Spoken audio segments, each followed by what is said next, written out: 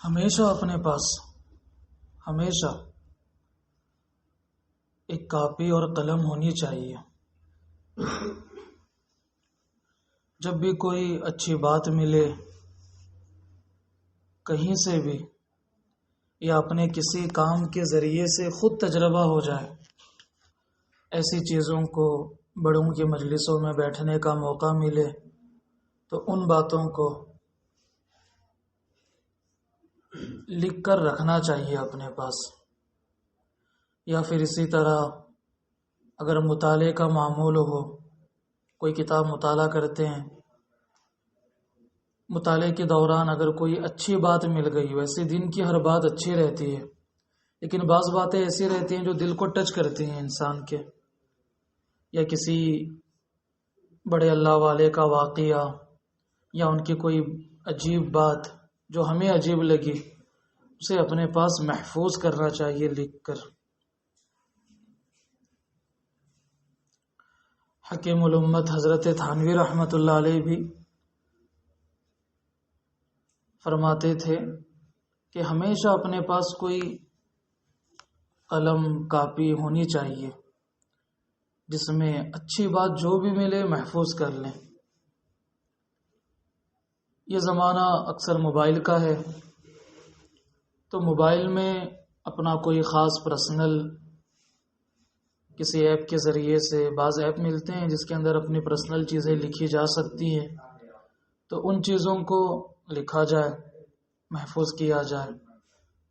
اور جن کے پاس موبائل نہ ہو تو ان کے لیے پھر بہتر کیا ہے؟ وہی کاپی اور قلم۔ شیخ الاسلام حضرت مولانا مفتی تقی عثمانی صاحب دامت برکاتہم کی کتاب آپ نے دیکھی ہوگی، تراشے، دیکھیں تراشے، حضرت مفتی تقی صاحب دامت برکاتہم کی کتاب ہے۔ یہ کتاب بعد میں چھپی، حالانکہ ان کو اپنے مطالعے کے درمیان جو اچھی باتیں ملی انہوں نے اپنی ڈائری میں محفوظ کیا، آگے چل کر انہی کتابوں کو انہوں نے ٹائپنگ کے لیے دی، چیزوں کو ٹائپنگ کے لیے دیا تو کتاب تیار ہوئی۔ مولانا یونس پالن پوری دامت برکاتہم صاحب کی ایک کتاب ہے بکھرے موتی، تقریباً اب تک 10 جلدوں میں بلکہ اس سے زیادہ چھپی ہے، تقریباً 10 جلدوں سے زیادہ چھپ گئی بکھرے موتی۔ یہ کتاب بھی مستقل کوئی کتاب نہیں ہے، بلکہ ان کی اپنی وہ چیزیں ہیں جو وہ مطالعے کے درمیان ان کو کوئی اچھی چیز ملتی تھی وہ نوٹ کرتے تھے۔ تو غور کرو کہ انہوں نے کتنا مطالعہ بھی کیا ہوگا اور کتنا اپنے پاس محفوظ کیا ہوگا کہ جب اس کو کتابی شکل دینے کی نوبت آئی تو 10 جلدوں میں کتاب تیار ہو گئی۔ تو اپنے پاس ایک کاپی رکھنا چاہیے۔ پڑھائی کے زمانے میں میرے پاس بھی اپنی ایک ڈائری ابھی بھی گھر پر محفوظ ہے۔ میں نے ایک مرتبہ معاذ کو اور معاویہ کو اس ڈائری کے چند فوٹوز نکال کر بھیجے تھے، جب ان کو ترغیب دی تھی میں نے لاک ڈاؤن میں کہ کچھ نہ کچھ لکھا کریں، کسی بزرگ کو سنیں تو ان کی باتوں کو، ان کی مجلس کو۔ میرے پاس بہت ساری بڑوں کی باتیں لکھی ہوئی ہیں، آج بھی جب ان چیزوں کو پڑھتے ہیں تو نئی نئی باتیں، اس ایک بات سے پھر کئی باتیں سمجھ میں آتی ہیں۔ تو اس کا مزاج بناؤ اپنا۔ مطالعے کے لیے کوئی نہ کوئی کتاب ہمیشہ رہنی چاہیے اپنے پاس۔ اپنے بستر پر سونے سے پہلے 5 منٹ مطالعہ۔ آج مطالعے کا شوق ختم ہوا، مطالعے کا شوق ختم ہوا۔ مطالعہ ضرور آدمی کرنا ہی چاہیے۔ حضرت مولانا سالم صاحب قاسمی رحمۃ اللہ علیہ، محتمم دارالعلوم دیوبند وقف، حکیم الاسلام حضرت مولانا قاری محمد طیب صاحب رحمۃ اللہ علیہ کے بیٹے تھے، تقریباً 90 کے قریب عمر ہوئی یا اس سے کچھ زیادہ۔ اخیر زمانے میں بھی جب زیادہ کچھ چیز انسان اپنے ذہن میں رکھنے کے اعتبار سے بھول جاتا ہے، ویسے اسے حالت میں بھی حضرت کا اپنا مزاج تھا کہ مطالعہ کرتے تھے۔ میں نے اپنے حضرت کو بھی دیکھا، اتنی عمر ہے، زیادہ بڑھاپا ہے، لیکن اخبار بھی پڑھتے ہیں، مطالعہ بھی کرتے ہیں، حضرت تھانوی کے ملفوظات پڑھتے ہیں، تو اس کے لیے معمول رہنا چاہیے۔ اب دیکھو میں بات کر رہا ہوں، یہ نیچے دیکھ رہے ہیں، یہ کتنی بری بات ہے۔ مجلس کا ادب یہ ہے کہ جب کوئی بات کرے تو مکمل طور پر اپنے آپ کو اسی کی طرف متوجہ کرو جو بات سن کر رہے ہیں۔ جب آنکھیں متوجہ رہے گی تو کان خود بخود متوجہ ہو جائے گا، جب کان متوجہ ہو جائے تو پھر دل متوجہ ہو جاتا ہے۔ تو اس کے لیے جب بھی دیکھو، میں نے ابھی ایک بات کہی، اس کے باوجود یہ شخص نیچے دیکھ رہا ہے، تو بیوقوفی کی انتہا ہو گئی۔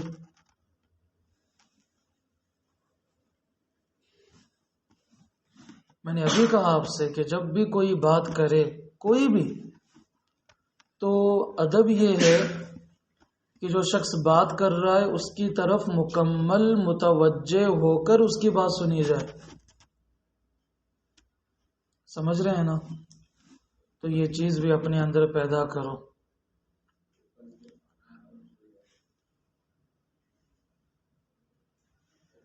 ہفتے میں ایک مرتبہ بیٹھنا ہوگا ہمارا، تو اپنے پاس ڈائری ہونی چاہیے،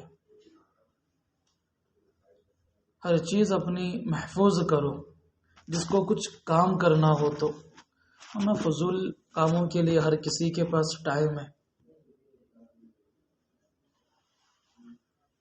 ایک عالم دین ہے، ان کا نام میں بھول رہا ہوں، وہ تو مستقل اتنا بڑا کام ہے ان کا، پوری دنیا میں پھیلا ہوا ہے ان کا کام، وہ تو مستقل اپنے ساتھ چھوٹی ڈائری رکھتے ہیں، پین رکھتے ہیں، مستقل۔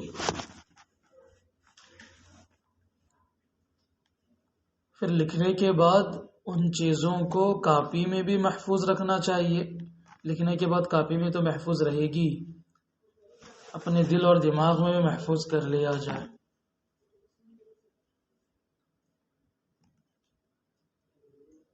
سمجھ رہے ہیں؟ تربیت اصل چیز ہے، تربیت اصل چیز ہے۔ تربیت نہیں ہوئی، گرچہ آپ حافظ بن جائیں، عالم بن جائیں، مفتی بن جائیں، شیخ بن جائیں، ایک سے نہیں 10 مشائخ سے خلافت ملے، سارے اسباق حاصل کریں، اگر تربیت نہ ہوئی تو پھر کچھ فائدہ نہیں ہے۔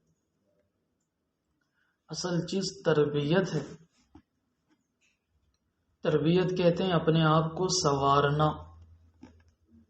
اپنے آپ کو سنوارنا۔ اور کامیابی اسی شخص کے لیے ہے جو اپنے آپ کو سنوارے گا، جو اپنے دل کو سنوارے اس کے لیے تو کامیابی ہے ہی۔ اللہ خود فرماتے ہیں قرآن پاک میں، قد افلح من زکاہا۔ اور اس بات کو کہنے کے لیے کتنی اہمیت ہونی چاہیے اس چیز کو سمجھنے کے لیے، کہ اس بات کو کہنے کے لیے کہ جو اپنے آپ کو سنوارتا ہے اللہ جو اسے کامیابی عطا فرمائیں گے، اس بات کو سمجھانے کے لیے اللہ تعالیٰ نے قسم کھائی۔ اللہ کی بات میں جھوٹ کا امکان ہے، پھر بھی اللہ قسم کھا رہے ہیں، وہ بھی کتنے بار؟ 1 بار نہیں، 2 بار نہیں، 3 بار نہیں، 4 بار نہیں، 5 بار نہیں، 6 بار نہیں، 7 قسمیں اللہ تعالیٰ نے لگاتار کھائیں۔ پھر اللہ نے آگے کہا والشمس وضحاها والقمر اذا تلاها والنهار اذا جلاها والليل اذا يغشاها والسماء وما بناها والارض وما طحاها ونفس وما سواها فألهمها فجورها وتقواها۔ لگاتار قسمیں کھا رہے ہیں اللہ تعالیٰ، لگاتار قسم قسم قسم۔ پھر اللہ کہہ رہے ہیں قد افلح من زکاہا۔ کامیابی تو اسی کو ملے گی جو اپنے آپ کو سنوارے گا۔ سمجھ میں آ رہی ہے بات؟ آج ایک مرض یہ بھی پیدا ہوا، دین کی باتیں سننا، میں مرض کہتا ہوں اسے، ایک رسمیت بن گئی ہے بھی۔ جمعہ میں بیان سنے ختم، کسی اللہ والے کے مجلس ہے سنے ختم، یوٹیوب پر کسی کا بیان سنے ختم۔ ان باتوں کو اپنے پاس محفوظ رکھنا، اپنا جائزہ لینا، محاسبہ کرنا، دیکھنا کہ ان باتوں پر میں کتنا اترا کتنا نہیں اترا. یہ چیز اگر نہیں ہے تو یہ سمجھو کہ بیان سننا یہ بھی ہماری ایک بیماری بن گئی. اس کی بھی اصلاح کی ضرورت ہے. بڑی باریک بات کہہ رہا ہوں میں. پہلے کا زمانہ وہ تھا کہ ایک بات سنتے تھے اصلاح ہو جاتی تھی، ایک بات سے. فضیل بن عیاض رحمۃ اللہ علیہ ڈاکو تھے، ڈاکہ مار کے آ رہے تھے، کسی گھر کے قریب پہنچے تو گھر میں کوئی چھوٹی سی بچے قرآن پاک کی تلاوت کر رہی تھی، اور تلاوت کے درمیان سورہ حدید کی آیت تھی. کیا ایمان والے کے لیے اب تک وہ وقت نہیں آیا کہ ان کے دل ان تخشع قلوبہم لذکر اللہ، کہ ان کے دل اللہ کی یاد سے ڈر جائے؟ جب یہ جملہ سنے قرآن پاک کی آیت، دل کی دنیا بدل گئی. پھر ایسے بدلے آج ہمارے جو تصوف کے شجرے ہیں، سلسلے ہیں، بہت سارے شجرات میں فضیل بن عیاض رحمۃ اللہ علیہ کا نام آتا ہے. 4-5 واسطے میں اللہ کے نبی صلی اللہ علیہ وسلم کے خلیفہ ہیں. ایک جملہ اصلاح کے لیے کافی تھا. آج کتنے بیانات، بیان بیان بیان بیان بیان، تربیت نہیں نا. تو یہ ہماری ہفتے واری بیٹھک اس لیے ہے کہ ہماری تربیت ہو. تربیت 2 چیزوں سے بنے گی، 2 چیزوں سے ہوگی. ایک چیز اطلاع اور دوسری چیز اتباع. ایک چیز اطلاع اور دوسری چیز اتباع. اطلاع کہتے ہیں کہ اپنے حالات کی اطلاع کی جائے، کسی کو اپنا بڑا بنایا جائے اور اپنے حالات کی برابر اطلاع کریں. میرے اندر یہ بیماری، میرے اندر یہ بیماری، میرے اندر یہ بیماری. بیماری سے مراد وہ بیماری نہیں، سر درد، موٹاپا، یہ بیماری نہیں، بلکہ گناہوں کے امراض، جھوٹ، غیبت، بے ادبی، سستی، غفلت، کوتاہی، حب جاہ، دنیا کی محبت، شہوت کے گناہ، تنہائی کے گناہ، یہ ساری انسان کی بیماریاں ہیں. تو ان کی اطلاع، سر درد ہوا تو ٹیلر کو جا کے بولیں گے ذرا سر میں درد ہوا ہے، ذرا مشین لے کر سر کو مارو میرے؟ نہیں. سر میں درد ہوا، پیٹ میں درد ہوا تو کہاں جاتے ہیں؟ کالج، ڈاکٹروں کے پاس. کیوں جی؟ اس لیے کہ ماہر ہوگا، پہچان جائے گا تو گولی دے گا، دوائی دے گا. تو اللہ کی ذات سے امید ہے کہ اب دیکھو کسی کے پیٹ میں درد تھا، ڈاکٹر کے پاس گیا، دوائی لی، پیٹ درد ختم ہو گیا. اب اس کا یہ مطلب نہیں ہے کہ موت تک اس کے پیٹ میں کبھی درد ہو ہی نہیں سکتا. جہاں کہیں بے احتیاطی ہوگی دوبارہ پیٹ میں درد شروع ہوگا. بالکل اسی طرح اللہ والوں سے، شیخ سے تعلق رکھنے میں ایک مرتبہ اپنی کسی بیماری بتا دی تو مجھے بد نظری کی عادت ہے. اب بد نظری کا علاج بتایا گیا، اس علاج پر 2-3 دن 1 ہفتہ عمل کر لیے، کچھ کنٹرول میں آ گئی یہ بیماری. پھر اپنے آپ پر مطمئن ہو کر نہیں بیٹھنا ہے کہ اب ختم، بس اب یہ بیماری میرے اندر سے ختم. نہیں، نفس دوبارہ کبھی بھی دھوکہ دے سکتا ہے. تو احتیاط، شفا ملنے کے بعد بھی احتیاط. تو تربیت 2 چیزوں سے، ایک اطلاع سے اور دوسری اتباع سے. اطلاع سے مراد اپنے حالات کی، اپنے بڑے شیخ، استاذ، جن کو بھی اپنا بڑا بنائے ہوں ان کو اطلاع دی جائے. اور دوسری چیز اتباع، یعنی ہماری اطلاع دینے کے بعد جو سامنے والے کی جانب سے شیخ کی طرف سے، استاذ کی طرف سے، بڑے کی طرف سے جو ہمیں ہدایات مل رہی ہیں، ان ہدایات کی اتباع. جو بندہ ان دو چیزوں کا اہتمام کرے، اطلاع اور اتباع، اللہ کی قسم وہ محروم ہو ایسا ہو ہی نہیں سکتا. وہ محروم رہے ایسا ہو ہی نہیں سکتا.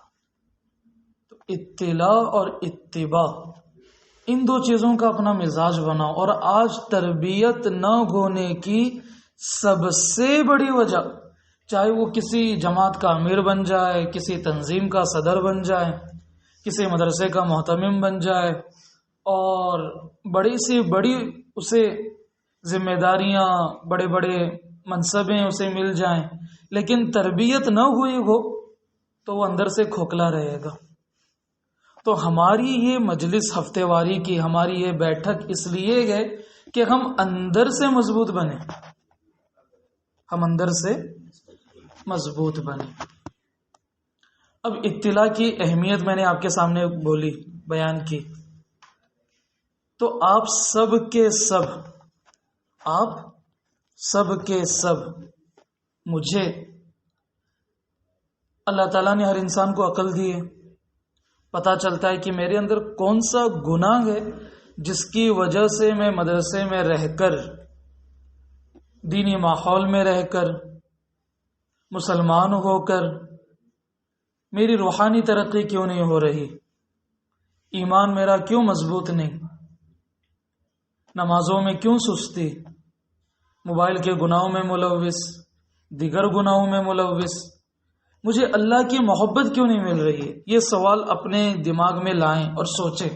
خود اپنے آپ سے کہیں کہ میں سب کچھ کر رہا ہوں، ذکر کرتا ہوں، نماز پڑھتا ہوں، تلاوت کرتا ہوں، اس کے باوجود میری ترقی کیوں نہیں ہو رہی ہے.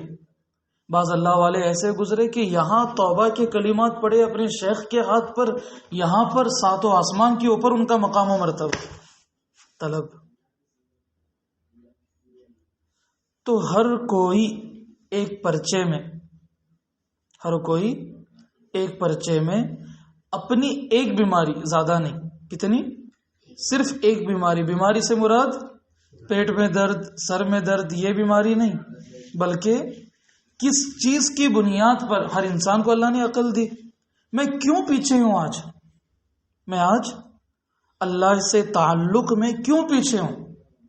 بہت ساری وجہ ہو سکتی ہے، لیکن آپ کو اپنی کون سی وجہ زیادہ سمجھ میں آتی ہے، اس ایک وجہ کو سامنے رکھو اور ایک پرچی پر مجھے لکھ کر دو. ٹھیک ہے؟ سمجھ میں آئے گا کہ کس کے اندر کتنی طلب سے ہی پتہ چلے گا کہ کون کتنا اللہ کا مقرب بندہ بننا چاہتا ہے. یہاں ایک بات اور سمجھ لو، اگر آپ کو اپنی بیماری لکھتے وقت ایک بڑی بیماری سامنے نظر آئی، ایک چھوٹی سامنے نظر آئی، جیسے مثال کے طور پر ایک بد نظری سامنے نظر آ رہی ہے اور دوسرا بے ادبی سمجھ میں آ رہی ہے، دونوں بیماری ہے، بد نظری بھی اور بے ادبی بھی، لیکن ایمان کی لذت نہیں ملتی بد نظری کی بنیاد پر. اب یہ سوچنا کہ اگر میں نے بے ادبی لکھی تو میری اتنی ذلت نہیں ہوگی، اور اگر میں نے لکھ دیا کہ میں بد نظری کرتا ہوں، لڑکیوں کو دیکھتا ہوں، فلاں گناہ کرتا ہوں، بڑا گناہ کرتا ہوں، تو شاید شیخ سمجھیں گے کہ میں یہ گناہ کر رہا ہوں، کیا ہوگا میرا. نہیں، اللہ والوں کو اللہ تعالیٰ وہ دل دیے ہوئے ہوتے ہیں کہ جو اپنی جتنی بڑی بیماری لکھتا ہے نا، اللہ کی قسم ان کے دل میں اس کی عزت اور بڑھتی ہے، اللہ والوں کے دل میں. اور وہ رات کی تنہائی میں نام لے کر دعا کرتے ہیں، اللہ آپ کے فلاں بندے نے اپنی اس بیماری کا تذکرہ کیا کہ وہ اپنی اس بیماری کی بنیاد پر آپ سے دور ہے، اللہ اس بیماری کو اس سے دور فرما، اپنا قرب عطا فرما. جس نے پیدا کیا وہ تو آرام سے گھروں پر سوتے ہیں، لیکن جن کے کندھوں پر تربیت کی ذمہ داری ہوتی ہے نا، وہ رات میں اپنے تعلق رکھنے والوں کا نام لے لے کر دعا کرتے ہیں. اس کے لیے آج میں نے جو چیزیں بتائی، ایک یہ کہ ہمیشہ اپنے پاس ایک کاپی ہو، سمجھے؟ جو بھی چیز پڑھنے میں آئے، سننے میں آئے، ہفتے واری مجلس میں، مسجد میں جو مجلس ہوتی ہے اس میں، یا کبھی اور کبھی کسی بات چیت میں کوئی بات مل گئی، تاریخ کے ساتھ اسے نوٹ کرو. اگر آپ نے روزانہ ایک جملہ لکھا تو سال کی کتنے ہو گئے؟ 300 تقریباً. ایک دن 2 دن ناغا سمجھ کر 300، 2 سال کے 600. آپ ایک کتاب کے مصنف بن جاؤ گے بغیر کسی محنت کے. لکھنے والوں نے کتنا لکھا. تو ایک چیز. دوسری چیز تربیت. اور تربیت اس وقت تک نہیں ہوتی جب تک کہ 2 چیزیں نہ ہوں، اطلاع اور اتباع. اور اطلاع کے لیے اپنے بیماریوں کی اطلاع، اور ان بیماریوں میں بھی بڑی بیماری جو ہو شریعت کی نظر میں اس کو لکھیں. میں انشاءاللہ اس کا علاج لکھ دوں گا تو آپ کے پاس وہ چیز بھی محفوظ رہے گی. پہلے زمانے میں لوگوں کے پاس، سالکین کے پاس، طالبین کے پاس، اللہ کے عاشقین کے پاس اپنے بڑوں کی تحریر موجود رہتی تھی. میں ایک جگہ پر گیا، یہاں حاجی رفیق صاحب آتے ہیں، مولانا علی میاں ندوی کا خط ہے ان کے پاس، مولانا ارشاد صاحب کا خط ہے. گرچہ ہمیں لگتا ہے کہ بس ایک آدمی آیا گیا، لیکن اس نے کتنی محنت کی، مجاہدہ کیا، بڑے بڑے اللہ والوں کی تربیت، صحبت، تب جا کر یہ ذمہ داریاں اللہ تعالیٰ عطا فرماتے ہیں. تو بس یہ سوچو کہ مجھے اپنے نفس کے ساتھ لڑنا ہے اس وقت. ہم اب تک اللہ کی اتنی نافرمانی کیے کہ ہماری بہنوں پر پردے کے اعتبار سے پابندیاں آئی کیا نہیں آئی؟ ساری دنیا میں لوگ پریشان ہوئے. اس میں کمی کوتاہی کس کی؟ ہماری. مسجدوں کے سپیکر پر اس سلسلے میں آواز اٹھائی گئی، اور آج ہمارے نبی کو جس کے خاطر دنیا پیدا کی گئی ہو، اسی نبی کی شان میں کھلا گستاخیاں. ہمارے گناہوں کی یہ سزا کہ کوئی نبی کی ذات پر انگلی اٹھائے، اور ہم اب بھی اپنے آپ کو نہ بدلیں. بڑی بے وفائی کی بات ہوگی.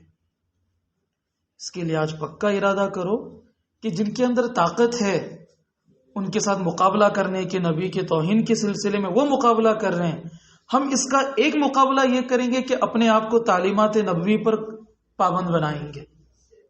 یہ بھی ہے. اللہ تعالیٰ بہت نوازیں گے انشاءاللہ. اللہ عمل کی توفیق عطا فرمائے.